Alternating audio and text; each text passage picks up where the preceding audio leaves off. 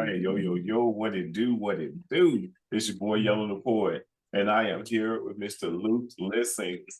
And let me tell you, Mr. Luc is a young guy.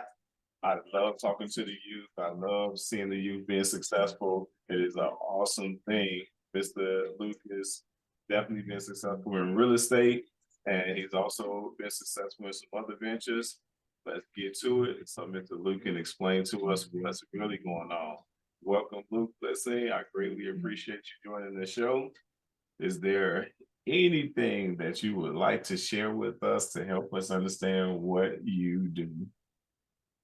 Yeah, thanks for having me so much, Yellow. I come from a very different perspective. Nowadays, you see like the young guys making a great killing off these new business schemes and things of that nature. I come from a very old school style of generating business, doing deals, stuff like that. Very old school sales style, but obviously very ethical.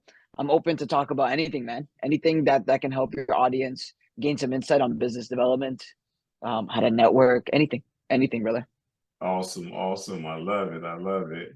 So, can you please tell us about what type of events or things that you've actually gone through before making it to where you are now? Yeah, so I kind of got started into all of this stuff back when I was in high school. I was in my last year of high school, and I got hit with this really weird, I wouldn't say it was a depressed type of mindset, but it was more like a very uncomfortable type of state that I was feeling. Like I was going to school, I was being put through what I now believe is an indoctrination system to do something I don't want to do, to be 50, 60 grand in debt after 4 years of doing this thing, which is school. And that thought, I don't know what triggered it. That put me in a really weird state where I was very confused, lost as a 17, 18-year-old kid. Mm-hmm. Funny enough, my last year of high school, I was absent 122 times. So I Oh, never showed up to school. Half oh, the school year I was gone. Never showed up. And here's the funny part, actually, Yellow. I ended up graduating, on the honor roll, which is quite funny. But uh, anyway, like that was kind of like the triggering event. Like after that, I decided to get into real estate because I was doing a lot of freelancing slash I had a marketing agency, and a lot of our clients were in real estate. And I figured I'd just get into real estate myself by selling properties. okay, awesome, awesome. So, in your journey, what actually led you to real estate? It came out of necessity. It was actually I didn't want to become a realtor. My parents, ever since they came to Canada, they've been putting money into an RESP, which is a registered fund for educational purposes only. So Okay. whenever you put money into it, you earn interest, but you can only access that money if your child goes to school. Hmm. Because I didn't want to go to school, they were panicking. Like they have thousands and thousands of dollars sitting in this account that they thought I was going to use, but now I'm saying, forget your money. I'm not going to school. I don't care what you say. One alternative they suggested after doing some due diligence is getting your real estate license, because technically getting your real estate license isn't school, but it also allows for them to access that money. So I said, I'll make the compromise. I'll get my license so you can get your money. You can shut up. But after I got my license, I was just like, well, fuck, if I'm already here, I might as well just give this thing a shot. So, I mean, that's kind of what started it all. For the first 6 months, I couldn't do a single deal in real estate. For the first 6 months, I had no money coming in. And I met this guy at a networking event that introduced me to a friend out in Toronto, his friend in Toronto, and he said, "Speak to this guy named Jazz. He's the top real estate broker for Royal LePage Canada." This Uh-huh. was back in 2019, and he says, "If you reach out to him, let's see, like just see where that goes. Maybe he might teach you. Who knows where that goes." I end up getting a hold of this guy Jazz, and I tell Jazz, like, I want to join your team. I want to learn from you. And then he says, "No problem, Luke. How old are you?" I said, "At the time I was 19 years old." He says, "Okay. How many deals have you done?" I said, "Zero." He says, "How long have you been in business for?" I said, "6 months." He says, "Well, unfortunately, we don't hire junior agents on our team." And then I stopped him and I said, "Jazz, I think you're making a big mistake if you don't meet me." And it was quiet for like 4 or 5 seconds. He was just like,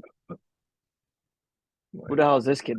Who does this guy think he is?" And he says, "Okay, fine. I'm gonna text you a link to my Calendly, book a spot for next week to meet me." I booked a spot for 8 a.m. on a Monday. Nobody was in the office. It was only me, him, our vice president. Dressed well. I came in. He says, the moment I saw that you came in early and dressed well, I knew we were going to take you on your team. So for the first year, I worked as Jazz's assistant just so I can learn everything from him. And now Jazz and I still have a relationship like this. That's like my big brother to me. And we still do hundreds of deals a year together. And yeah, I have my own business as well. And we do hundreds of millions of dollars in sales as well. And that's pretty much how it all started, man. It's just reaching to the guy at the top of the business. Awesome. Awesome. That's what's up, man. That is what's up. So in your journey, what type of emotional situations did you face that made you say either I don't want to do this, and how did you overcome that? I'll tell you something about my specific niche. So I'm a real estate agent by trade. I guess call me a realtor by trade. The 99% of realtors that you know are selling properties. So like this office that I'm in, if you're a commercial agent, you can sell this. The streets down the homes down the street, you can sell them, you can get a commission. I'm in a very specific niche. And that niche in real estate is called pre-construction. So if there's a condo development being constructed, in order for a developer to start building, at least here in Canada, they need to have sold units prior so they can get construction financing. What my team does is we help people buy these condo developments before they get built. There's a number of different reasons why they're good investments. Aside from that, the reason why I bring that up is because since I'm selling something that's not going to be built for 4 years from now, it's hard for me to maintain my cash flow because the way the commissions are paid out in this one, it's very sporadic. You might make 20 grand on one sale, but you might not get a single dollar for 12 months. Wow. I'm 19 years old, 20 years old at the time when I started to go into sales. I'm 20 years old with no direct income coming, selling $600,000-$700,000 shoe boxes because they're condos. And in Toronto, prices are high. I'm selling $600,000-$700,000, 500 square foot, 1 bedroom condos at 20 years old with a baby face. Everything was working against me. On top of that, we had the lockdowns for 2.5 years. I couldn't meet anybody. I couldn't take my clients out for dinners and none of that stuff.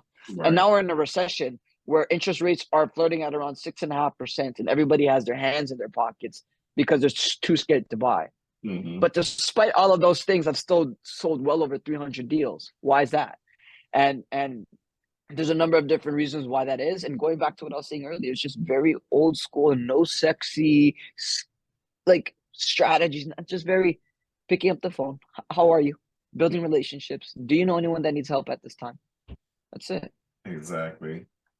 So what areas have you noticed that a lot of people need help in when it comes to real estate?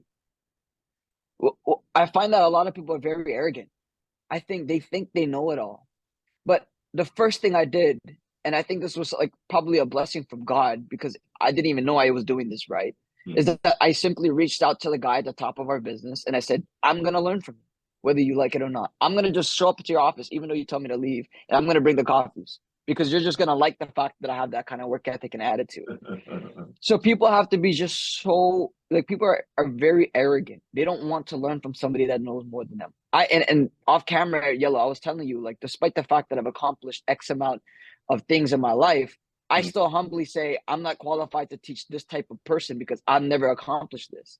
And that thing was I'm not qualified to teach a millionaire how to scale to multi-millions because I've never done that. So if a multimillionaire would have come to me and say, Luke, yeah, sure, you've sold $180 million worth of real estate over the last 2 years, but here's how you could double that. I'll keep my mouth shut, and if this person has accomplished that, no problem. Teach me. Exactly. I'm not too cool. I don't have that big of an ego. I'm not cocky. Exactly. A lot of people, they have to be willing to learn. In Toronto, in the GTA, there's close to 80,000 realtors, if I'm not mistaken, in this city. There's 80,000 people that you're competing against. You're competing with guys like me and the agents all across my office. So you have to just put the ego to the side, learn from somebody that's just killing the game. And if they have your best interest in mind and at heart, there's no way that you can lose. Right. So what would you say that keeps you humble through it all? Man, I think everything keeps me humble because okay, let's just say I've sold $180 million worth of real estate. Somebody out there sold 181, Uh-huh. and then one day when I cross the $1 billion net worth mark, there's still 3, 4 thousand billionaires in this world. Somebody's making more money than me still. There's Right. always there's always something, like there's always that one edge that someone's always going to have on you. And what keeps me humble is knowing that, listen, instead of trying to climb my way to the top in that sense mentally with my ego, why don't we just be all friends? Why don't Hmm. we just all be friends? You're making millions. You're making millions. I'm making six figures. Let me learn from you. Let me teach me how to get to the seven-figure mark. Hmm. That's it. Why do we have to try to? I get friendly competition, that I understand, but that just keeps me humble because I could talk a big game, and then I could look at Jazz right next to me in his office, and he'll say, "Luke, just shut up, bro. Just shut up. Just shut up." And I'll just sit there and like, okay, okay. You know more than me. You know more than me. You taught me Yeah. everything I know. I'll never talk a big game. I'll never talk. You know more than me, brother. No problem. So is it safe to say that you understand and you recognize that there are competitive edges out there, but instead of following the competitive edge, you kind of like stay where you're comfortable? 100%. And like, really, here's the thing. Like, my best month last year, so in 2022, I probably wrote 105K in net commissions. That's after all expenses Mhm. direct to me. Expenses, splits, everything. 105K in 1 month. That was my best month. That was probably March of last year. And then after that, like I was hitting like 80K months, 90K months, whatever. But here's the thing. That same month when I wrote 105K in commissions, there are agents that I've spoken to that did Mhm. 600K. They're doing 600K in a month. And I'm sitting there like, I ain't shit. I ain't, I ain't shit. And that's why I'll never knock anybody for like wherever they are. I'll never knock these people because I've been there, and I'm still there because there's always a bigger fish in this ocean that we're in. Definitely, definitely. So along the path, have you gained any significant others? Yeah, yeah. I mean, yeah. You probably have this problem too, Yellow Man. You gotta weed through all of the good ones and the bad ones. But yeah, yeah, yeah. Over the last for the first actually something that probably worked well in my favor was for 3 years I was single. I was seeing other women, but I was never in a fully committed relationship. And that gave me a lot of peace of mind knowing that I don't have to text this girl at nighttime, otherwise she's gonna start spazzing out on me. I could just focus on work. Yeah. That works for a lot of people. There are lots of people in this industry that have many women and they still get a lot of work done. What worked well for me was instead of committing myself to one specific female, I had a little bit of a roster of them, but there wasn't that firm commitment. And that allowed me to just have that peace of mind that I'm not necessarily responsible for you. So you can go run away and do whatever you want. When you're lonely at night, you can hit me up. But that's pretty much where we draw the line, you know what I mean? But I mean, I, I'm a Christian man. I read the Bible every day. I really am. I'm not saying that like as a Oh, I joke. I'm a Christian man. understand. I read the Bible every day, so I'm very respectful in that sense. Now I have a lovely girlfriend that understands that even when I am busy and coming home at 3 a.m. Like last night I got home at 3 a.m. because I was working and then I had friends to see for a birthday event. Like Yes. like my girlfriend's good in that sense where she's not gonna give me a hard time. Very very submissive. I like Awesome. that. I guess that's pretty cool. I mean, I got me and my wife, February 3rd, it'll make a 30-year mark for us. Um, Congratulations. we're tight. We're very strong together. We're soulmates. We're meant for one another. So wherever I'm weak, she's strong, and vice versa. And the beauty of it is that, irregardless of what I'm doing, she's there. She's very supportive, and she knows me. She knows how I am. So there's not that expectation of just because you're growing, you're cheating, or you're deciding to go out with other women. I don't have to worry about that. And I love it. I love not having to have that type of burden on my back because I can still focus on growing our network, because I don't say that it's just mine, because it's not just mine. I'm not just doing this for me, but I'm also doing this for her too. And by me growing our networking on one end, she's actually growing our network on another end. So I'm not doing this alone. So I can never say that it's just mine. And when you have that type of love, that type of commitment, you can still gain and make accomplishments no matter what it is that you do. But you gotta, I love that. that understanding, you gotta have that. So that was the reason why I asked you about having a significant other in your life, because sometimes people get someone in their lives and it's more of a deterrence rather than an opportunity for growth. 100%. I'm actually glad you mentioned that because there's a saying like, you know, behind every great man, there's a great woman. If Yes. that was true, then the alternative has to be true, meaning behind every man's downfall was a bad woman. Yeah. Who knows? Like, it has to make sense. So the biggest mistake a lot of people make is because they choose the wrong partner in life. I mean, look at someone like Jeff Bezos or Bill Gates, and you know, both going through divorces right now, losing half their net worth, Yeah. and going through all the problems that they're currently going through. Mm-hmm. So, like I'm very blessed because I don't have that problem. Mm-hmm. Now here's the thing. The best thing a female can do is exactly what you just told me your wife does, which is not give you a hard time. If like women complain all the time that men are trash, they're this, they're that. You need to understand like the male and female dynamic can be so beautiful if we both understand each other's roles in this relationship and not try to overstep and try to be like one another. Like you're from Texas, and I know you guys feel very strongly about this. Men are trying to be like women, and women are trying to be like man, like men. Why can't we just stay in our own lanes? Like now, here's the thing. I understand women want to feel liberated and all these. I get that, whatever. But wouldn't you rather, instead of working, trying to get the bag, buy more Gucci bags, go for dinners, why don't you just stay home? This is just a suggestion. Doesn't it make sense to just stay home, raise your kids, raise your family, and go and let your husband die in the coal mines? Isn't that a better life? Let your husband go through the hard shit. Like that's what we're okay with that. We have thick skin. We don't mind being out in the streets, working to provide and feed for our families. That's where we get a little bit of a dopamine hit. Men, we come home thinking, yes, I busted my ass for the last 16 hours on the streets making money for my family. We feel good about that. We feel like we deserve respect. But then you come home to a wife that's nagging about some stupid shit that you did in the morning. That's when the dynamic gets a little bit off. I think when we can play off of each other, things can be very beautiful. But both men and women don't seem to understand that. That's a very compelling way to put that. I I can definitely see where you're going with that. My thing though is this. Let's say that you're in a situation and both parties are there, you and your companion are there.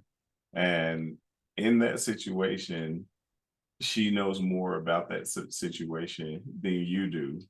Do you step up and try and take the lead of the situation that you don't know anything about, but she does? Or do you allow her moment to shine and you support her? I know everything. I had to break the straight face there for a second, but no, all jokes aside, if in the event she knows something more than me, which is very rare, knows more about something than me, which again is very rare, then yes, of course. Like going back to what we were saying earlier, I don't have that much of an ego where I would say, no, no, no, baby, no, I got this. Even though you know more, I'm gonna go fuck about and try this anyway. If you know more, why not just listen to you? I have no problem. The likelihood of that happening though, like, and I mean this very honestly, is very low. Like, what does she possibly know more about me? She doesn't know how to jumpstart a car. I do. If the car breaks down, I know how to do that. One thing, one thing women are very good at though is they have a really strong intuition. So if I'm out about and she points out some guy looks kind of sketchy, I'll take her word for it. She's gonna say, "Look, that guy over there looks a little bit sketchy. Looks like he's gonna start doing something weird. Maybe we shouldn't walk by him on this side of the sidewalk. Maybe we should cross the street." No fucking problem. You have a different level of intuition than me. You understand and see the world in a different place. If it makes you feel better, no problem. That's not an issue. But if Right. she tries to tell me, if she comes into my office and says, "No, you should have said this on the phone," maybe the deal would have got done. I'm like, what the fuck do you know? I look at you. Don't tell me how to talk to my clients. But what about just basic understanding in certain areas of communication? Maybe that was the reason why. Because me personally, like if my wife say, maybe you shouldn't do this or maybe you shouldn't do that, my first thing is to ask her, what does she see and why did she present that statement to me?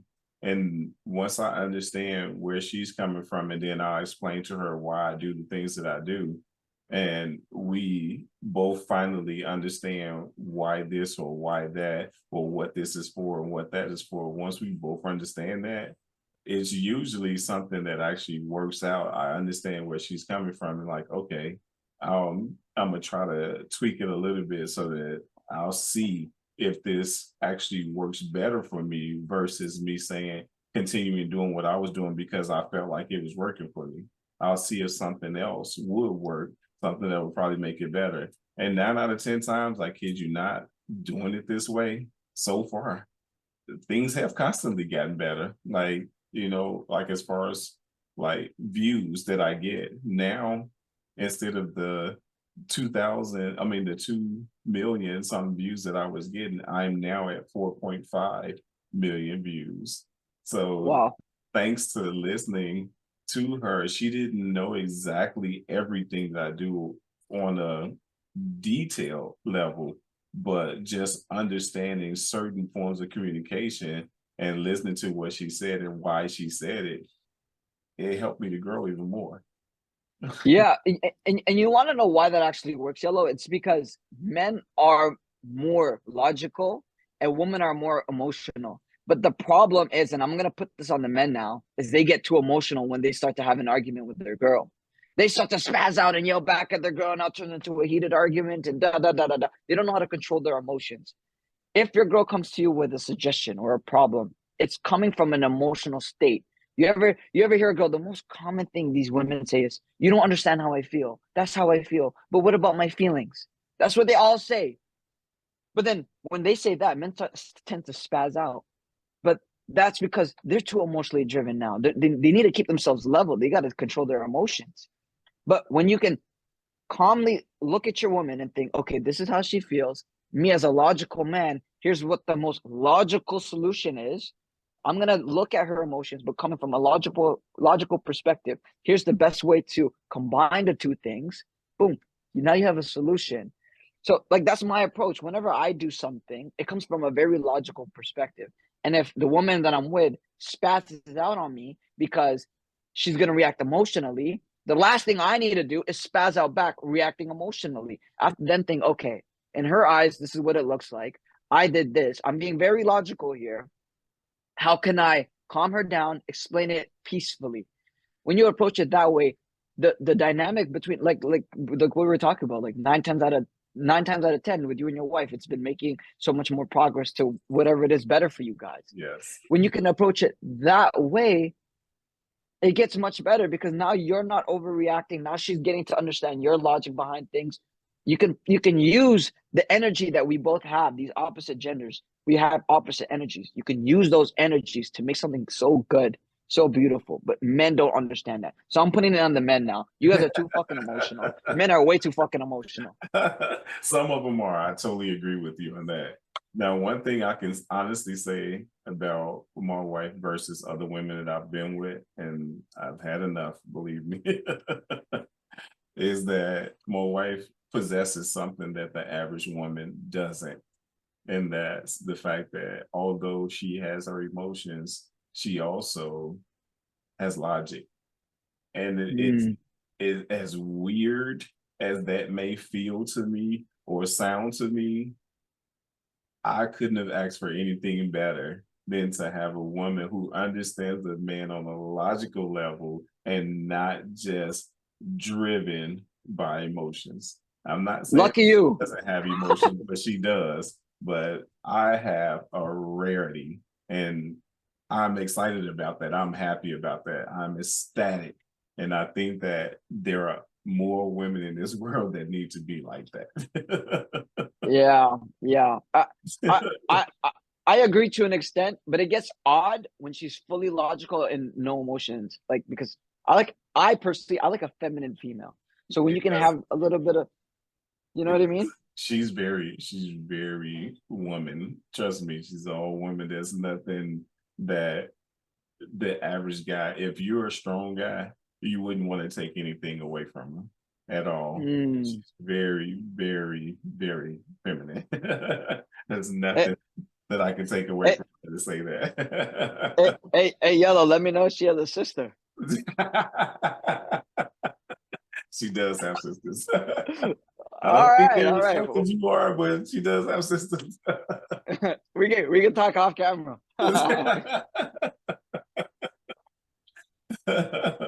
But I get you not. It's been a very blessed journey having her in my life. It has been. So speaking of journeys, so tell me something. You spoke about future condo. What does this ideal future condo look like? What does the idea of future condo look like? Your idea of your future condo, what does it look like? Yeah, so right now what we do is we're a real estate investment advising firm, and we help investors buy pre-construction developments, homes, condos. Essentially, you could tie up real estate today and buy them. You could buy real estate today and close on them in the future. And as an investor, it's beneficial because naturally the value of property increases over time. And on top of that, you don't have to use all your money right away. Meaning that if you buy something and it requires 20% down normally, instead of putting 20% down now, pre-construction investments, which is what we do, it only requires 5% now, for example, 5% the year after. So you can save money along the way. You can put down installments along the way and also invest and own real estate. So that's what we do. We do about 150 or so deals a year. Last year, it's just a little bit less than that because it got a little bit slower toward the end of the year. Mm. And so yeah, we have about 150 of these investors every single year. And I mean, the goal for this, like, I don't have that. It sounds bad, but like because a lot of people say that you should think very, very, very long term. I don't have a super long term like foresight on this company. I just do every single day what needs to get done because regardless of what happens, the same work needs to get done. I still got to make X amount of calls, meet X amount of people, do X amount of deals. So as long as those things are being done, I don't know where this is going to be, but I know compounding is true. The compounding effect is very true. It's real. I've seen it. And I know if I just keep doing this, it's going to turn into a 7-figure business, one day an 8-figure, 9-figure, and then 10-figure business. Most definitely, and it sounds like you're definitely working hard at it, and that's awesome. Are you only doing business in Toronto right now, or are you doing business in multiple places? So we operate. My office is in Toronto, and most of the developments we sell are in the Greater Toronto area. However, in 2021, we did a project in Orlando, Florida, called the Azure Resort. There, we helped about 25 to 30 of our investors invest in these short-term rentals. Mm. I mean, wherever the money is, we go Yeah. because if you need something in Florida, we have projects in Florida. I have a team out in Florida that helps sources these projects for me. Mhm. And this opportunity came up where you can make thousands of bucks a month in positive cash flow and be in a growing state like Florida.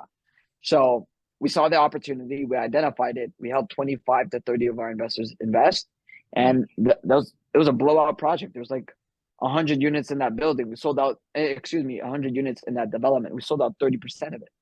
Okay. So where do you get most of your investors from? Where does most of the people come from as far as geographical areas? Yeah, so most of my investors are in Canada. The Mhm. biggest mistake that I made, which is also I wouldn't even say it was the biggest mistake. A mistake that I made when I first started in real estate was I spent thousands of dollars on advertising to get leads.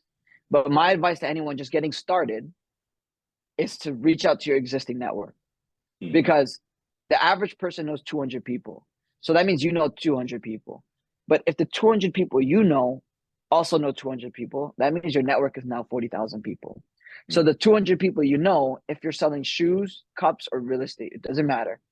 Whatever you're selling, if the 200 people you know might not buy directly from you, they might know someone that might buy from you. So you got to think bigger in that sense. So my mistake was that I spent too much money on advertising, getting new leads that didn't know me, like me, or trust me. Instead, now I tell everybody, call your entire database, because these people know, like, and trust you. Call them and say, listen, I've started this business. Let's just use real estate, for example. Listen, I just got my license in real estate. I don't have anything to sell you. However, I would love to get your feedback on the marketing that we do. They're going to be like, of course, Luke, of course, Yellow, I'd love to help you out. Anything to do to support your new business. Like, great. Do me a favor. Follow me on the socials, Instagram, TikTok, whatever. And also, we send out an email every week, every 2 weeks. Can you just reply back? Let me know what you think. Yeah, of course. Okay, great. What's your email address? Boom. Now you have an email list, followers on social media, TikTok, everything. And now every time you post something, they might not buy a condo from you. They might not list or sell their home with you. But if they bump into somebody on the subway that says, listen, man, I've been having a hard time with one of my rental properties. This tenant's giving me a hard time. Your friend's now going to say, wait, my friend Luke, my friend Yellow is in the business. He knows what he's talking about. Why don't you just reach out to him? Let's see where that goes. And boom, now you have a referral.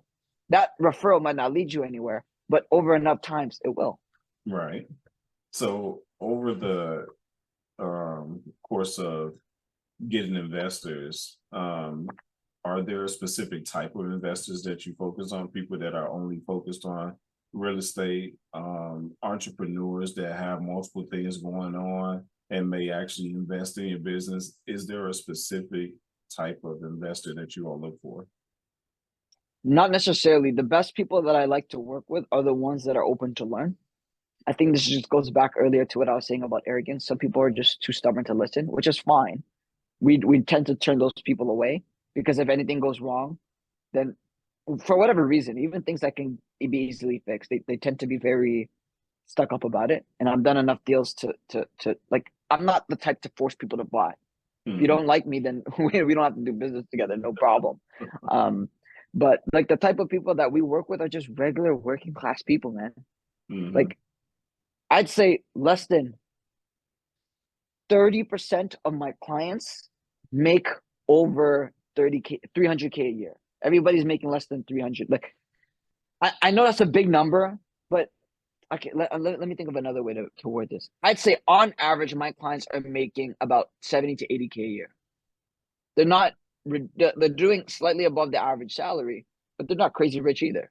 And I'd say, and I'd say less than 30%, maybe 20 to 25% of my clients are making over 300K a year. So the bigger players. It's like you have those two groups, but I find that the mindset is the same. I tell these people the type of investments that we're helping you with are not going to make you ridiculously rich overnight. It's a pre-construction development. They might not be ready for 3-4 years. But assuming the market does its thing, on average, you can earn anywhere from 130 grand to 150 grand. If you're okay to make that kind of money over 3 years, let's do this. If not, no problem. Let's look at something else. Exactly. So we like, there's no specific demographic of age. There's no specific skin color. My first client ever was 19 years old. My first sale ever was, the kid was 19 years old. And his dad helped him purchase the condo because it was just getting overpriced. So his dad came in and helped. Awesome. So in the business that you all are doing, approximately what age groups that you're dealing with, and do you all look at the demographics of that area before you go into that area to start building? Not necessarily. We just find people that understand the value of real estate and investing, and that can afford it, and then we help them. Like, there's not really, there's not like a specific demographic.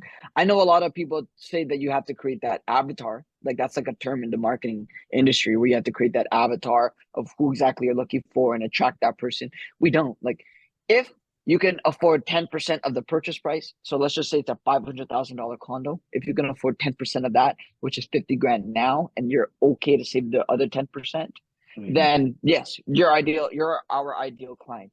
Because the last thing we want to do is sell something to someone that only has 5% and they end up getting screwed and they end up losing their deposits. So as long as you're comfortable with the investment price, then let's do it.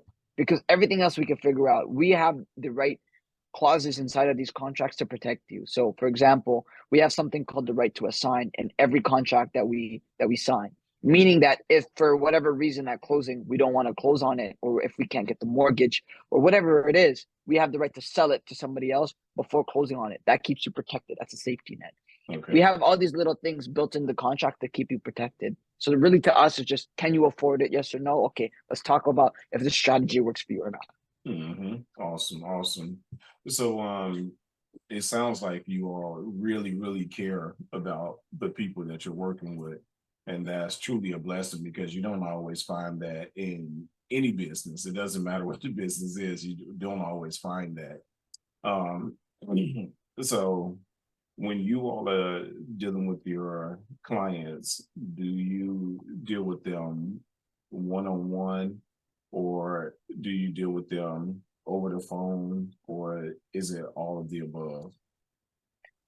I'll answer that in just a moment, but I want to go back to something you said very quickly about why I take care of my clients. I'll actually tell you literally why, and call it selfish. If I were to screw somebody over and force them to buy something that they could not afford, I wouldn't have gotten paid on it anyway if they defaulted on the contract. So if I force someone, like let's say I only have 20, like someone has 25 grand and I'm forcing them to buy $1 million condo, and they for some reason I was so compendious enough for them to actually do it anyway. If they default on the purchase, meaning if they don't pay the other installments, which most likely will happen if they only have 25K and they're buying a $1 million asset, the builder's going to cancel the contract. I don't get paid. My client loses money. So what was the point of me forcing someone to buy something they can't afford if I'm not going to get paid on it anyway?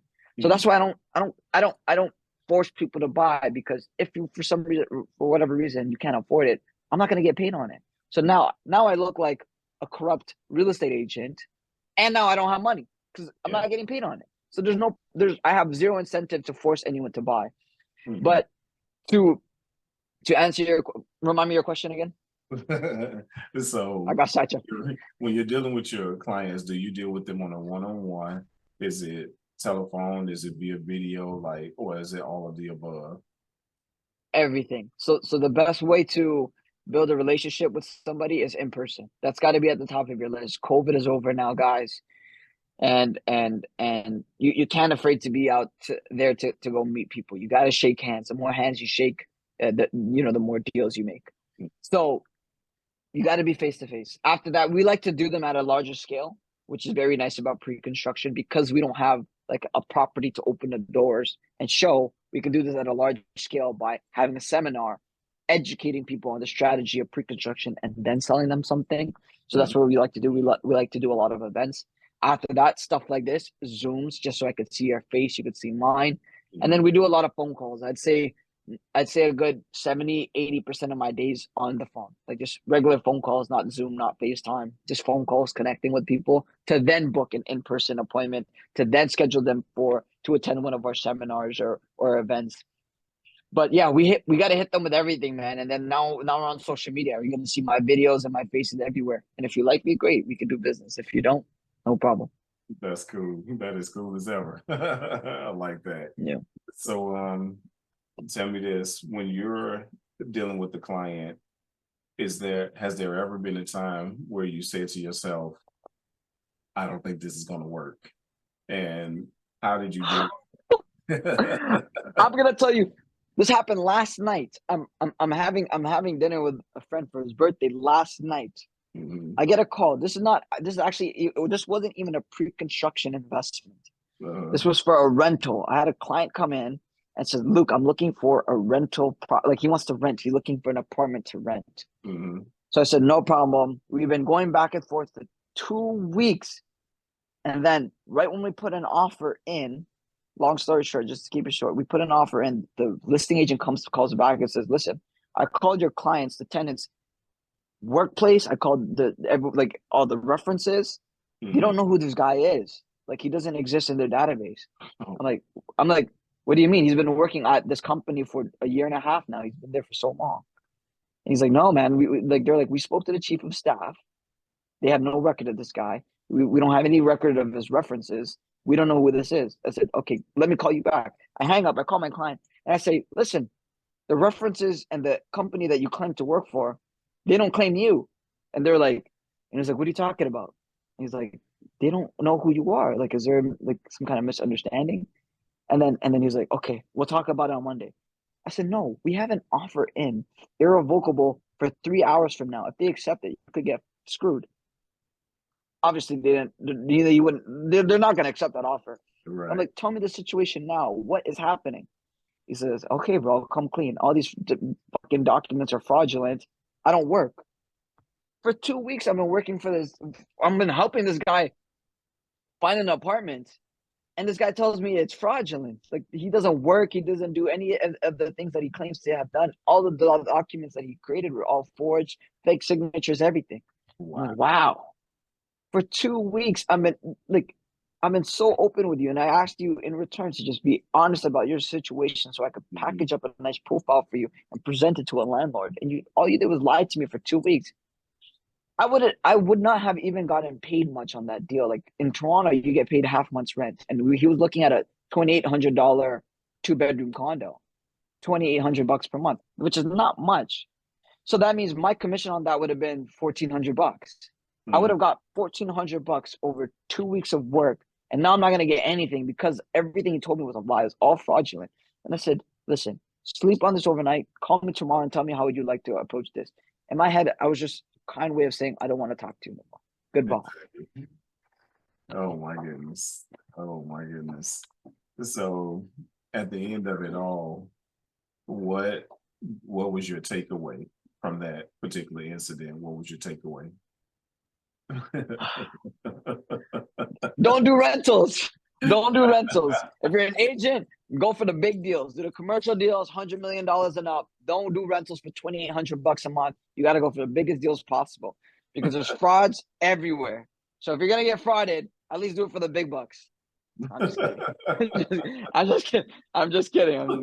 But I have to make that clear before I got canceled. But if really my biggest takeaway is that, hey, this is part of business. Like that was just one story. This literally happened less than just like 16 hours ago.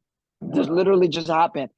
So I'm used to this. I've had countless stories of these things about people I have to let go and deals I had to purposely cancel because of very similar situations. My biggest takeaway is that is basically pretty much what I've always been telling myself. Like, okay, on to the next deal. What else can we do? I can't cry and take back the 2 weeks I spent on this kid. Let's get to the next deal. Let's go. Let's go. Offense. That's all I think about. Offense. Hey, nothing wrong with that. Nothing wrong with that at all. So, do you see yourself doing anything else in the near future besides real estate? Yeah, I've already branched off. So last year I started a company called Auto Vision GTA. And what we do is we helped used car dealerships detail their cars so they look nice and pretty before they get sold. Now we do about 100 cars or so a month. That business took off within 4 months. We got to doing 6 figures within 4 months. And yeah, like now we're starting to expand that business out to where we start to get our licenses and stuff so we can start flipping cars. That's happening in the very near future. And yeah, that's what we're working on, man. That's just these two businesses. I'm not like when a lot of people ask me what I do for work, I don't really tell them I'm a realtor. I just tell them I'm a problem solver. Really, that's what I tell them. Like if you have a problem that needs to get solved, and if you're prepared to pay me, I'll get it done. I'll get it done. I've told people countless times that I got somebody yesterday reach out to me developing a software company. You ever see those like menus in McDonald's where it's like digital, like on a TV and it switches screens and stuff like that? Yes. He's developing stuff like that, but for restaurants, condo buildings, stuff like that. Awesome. And yeah, he reached out to me. He says, "Do you know somebody that can do like put together the software? Do you have somebody that could do the sales or marketing?" I says, "Of Mhm. course. I've already within 30 minutes. I made introductions to the right people within Awesome. 30 minutes because people come to me. See, that's totally non-real estate related, but Mhm. I position myself as somebody that can get the job done. So if you need something, Awesome. let me know, because my real estate business is totally separate from my auto company. They're Mhm. not linked. I never leveraged my real estate contacts to build this business, my auto company. I never leveraged any of those contacts. I just know that there's a proven process to get a business started. Once you learn how to do it once, you could do it repeatedly over and over again. Mhm. And now that I understand the concepts of doing that, I can do that in any single business. So that's why I tell people I'm a problem solver. Whatever you need to get done, I'll get it done. No worries. You know what I mean? That's what's up. That's Yeah, a blessing, rather than the BSing people, you just keeping it raw and real. That's the best thing. It's always the best. that's it. Yeah, yeah, yeah, So, yeah, yeah. so tell me a little bit more about yourself in terms of how do you yourself feel about the things that you're doing and what motivates you to keep going?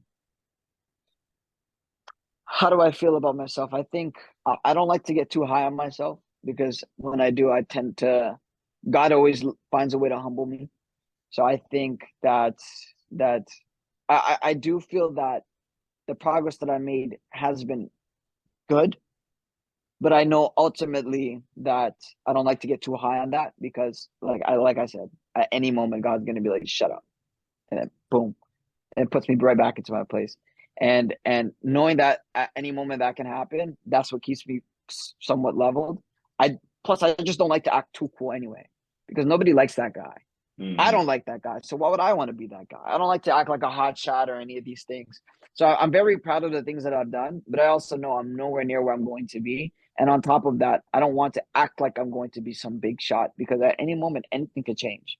So I like to be very humble. I like to be very open. I want people to know that I'm a good guy, because, and not that I care to try to prove myself, but the things that I say can come off very strong sometimes to a lot of people, especially people that don't understand it. But I Yeah. think if someone were to sit down with me and have a proper intellectual conversation, they're gonna realize that I mean no harm. The things I say are all jokes. We've cracked so many jokes throughout this podcast. So That's what I do. I think, yeah, I mean, hey, brother, we can vibe off well off that. But yeah, I mean, that's just how I feel, man. And I mean no harm. Like I like to me, integrity is very important. Like Yes. I would never sell my soul. If someone said you can make a $1 million commission off this sale, but it might do this to your client, I would say no problem. I'm not doing it. I don't need $1 million. What do I need $1 million for? That's gonna disappear when I die. But it's Mhm. not gonna. It's good, but that's gonna be noted in God's book when I go to heaven. So I want to. I want to keep that book as small as possible. You know what I mean? Don't want to work too hard to get there, right?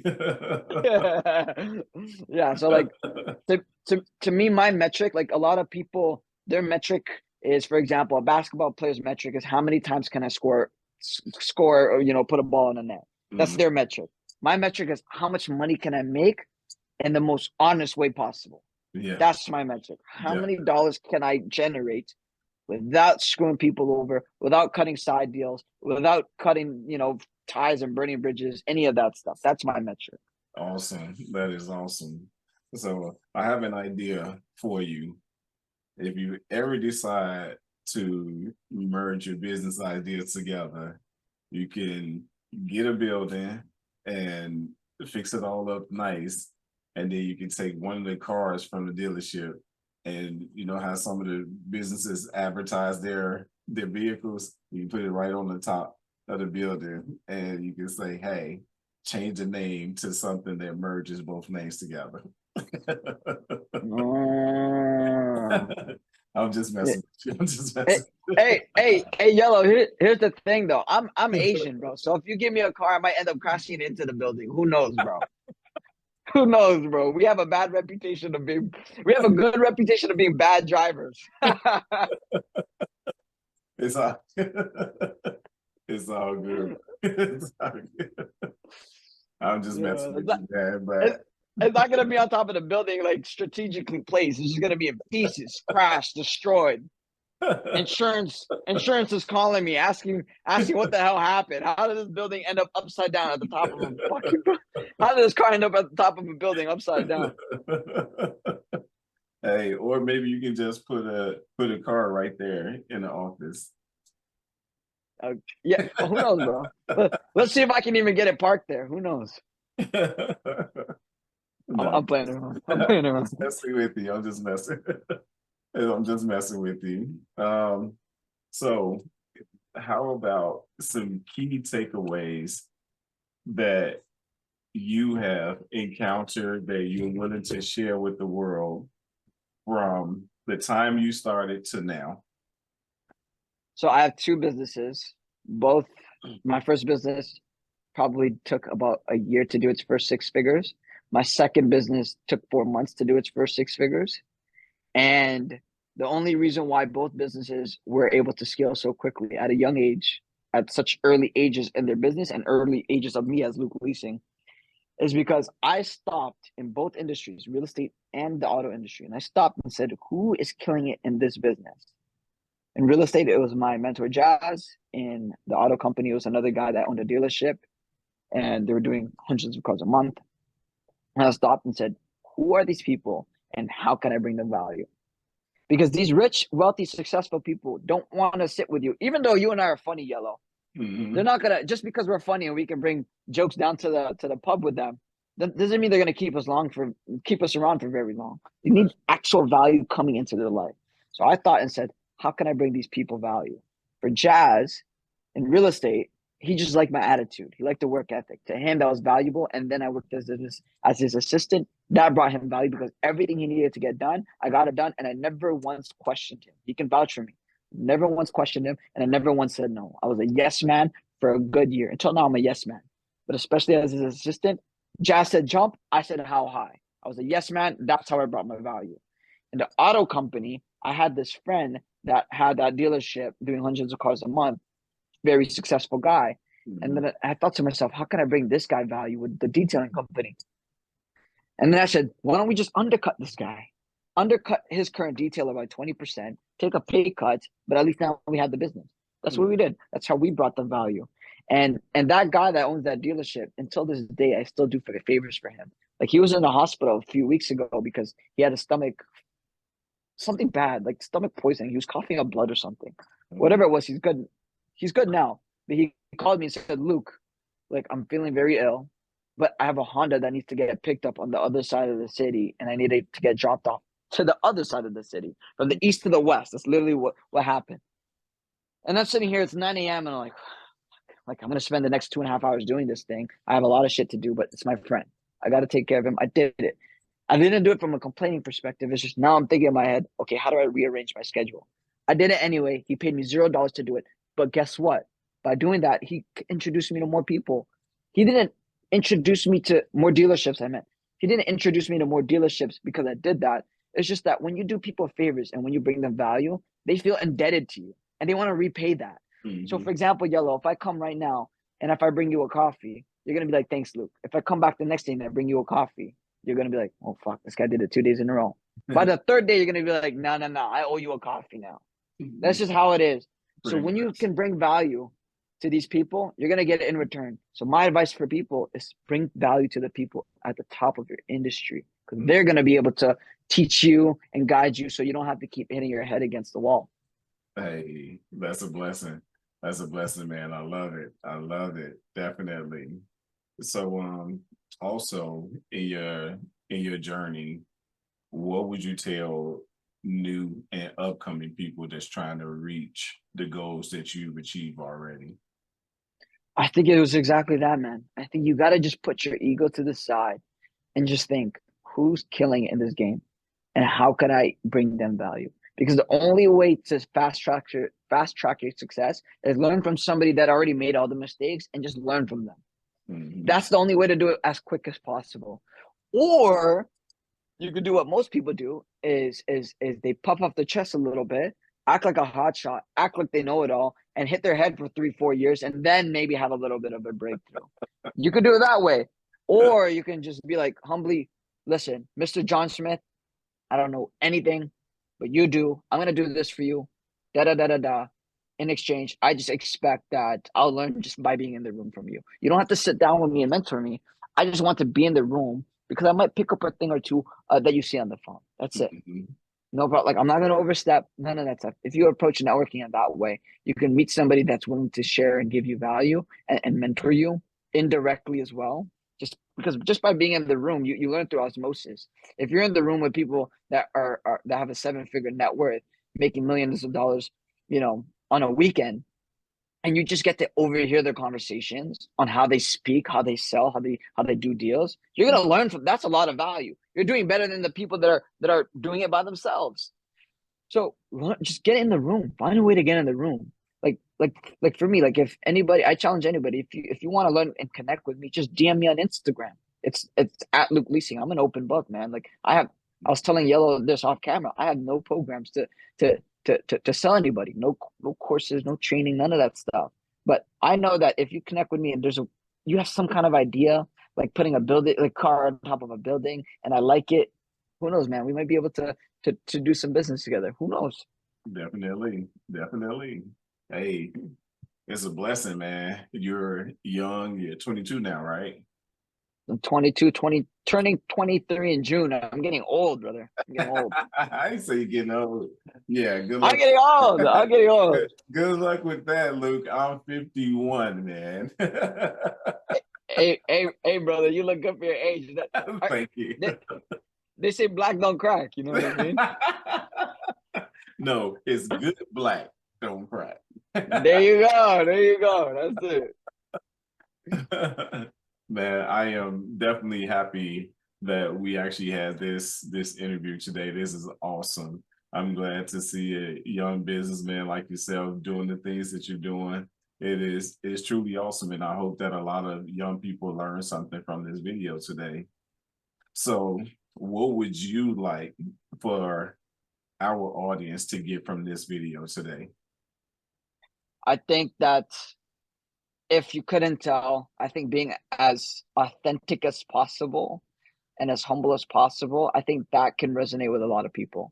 Yes. Because I could have came in here with a suit and tie, trying to act like some hot shot, da da da da da, and try to look cool and try to tell you you're doing this and that. I came in with the jokes. We came in friendly. I'm wearing a t-shirt in the office. Yes. You know what I mean? Like, Yes. be yourself, man. Just really just come off as authentic as possible, and that's when people are most receptive to work with you, man. Because people have an intuition. Like if you have an intuition, people have an intuition, and they can Yes. smell when you're hiding something. They can smell the insecurities. Yes, indeed. So you gotta just be chill, enjoy yourself, have a good time. You know what I mean? God sustains people in the fire. So anytime you're going through a hard time, just know that, religious or not, just God's taking care of you in ways that you don't even understand. Yes. That's what I would like to tell people, man. Network, find people at the top of your industry, learn from them, bring them value to in exchange, learn from them, and just be as authentic as possible. I can smell when people are lying. I could smell it miles away. I couldn't smell it when that guy lied to me about his fraudulent documents. I'll tell you that. But trust me. You got a new takeaway now. There you go. Maybe new actually takeaway. disregard my conversation for the last minute and a half. My intuition is horrible. Hey, so check it out. I'm gonna tell you. My key takeaway for this particular video is one, continue to learn from the youth of today, because the youth of today are doing something different. They're doing things in different ways, but don't underestimate the youth and think that they're not doing anything, because we see so many that we don't see exactly what they're doing, but it doesn't mean they're not doing anything. You have to pay attention, stay focused, because the people in my generation want to see the youth grow. We want to see the youth doing things that most of the youth are not doing. We want to see these things actually happening, because it gives us a sense of security that our future is going in the right direction. If we don't see the youth doing things, we can't feel like the direction is being taken control of and that our people are going where they need to go. We can't see that. But people like you, another young man that I interviewed just recently, you all give us hope, and I'm grateful for that. And I'm pretty sure there are other people who's going to look at this video and they're going to be grateful for that. It also need people to understand that yellow is raw and real. And I keep the conversation that way as well. And I also want people to understand that when you come here to YTP Entertainment, I want you to feel comfortable. I want you to understand that this is about you and I holding the conversation that's going to benefit everybody. I love that, man. I love that. I wanna do one of these every single week with you, brother. Hey, somehow, some way we can make that happen. We can make it happen. Now I'm gonna get into the podcasting business. Hey, let's make it grow. Let's make it grow. That's it, man. That's it. I love that, man. I love that. Thank you so much, Luke. It's been a blessing. Continue to do what you do, man. Continue to grow in life. Continue to help other people understand what prosperity really means, being open and honest without all of the shadiness and the scams. Continue to be that way, man. I'm grateful for you. Thank you for being on YTP Entertainment. Many blessings to you, man. Peace and blessings. Your boy Yellow is out of here. Thank you for having me. Thank you for having me.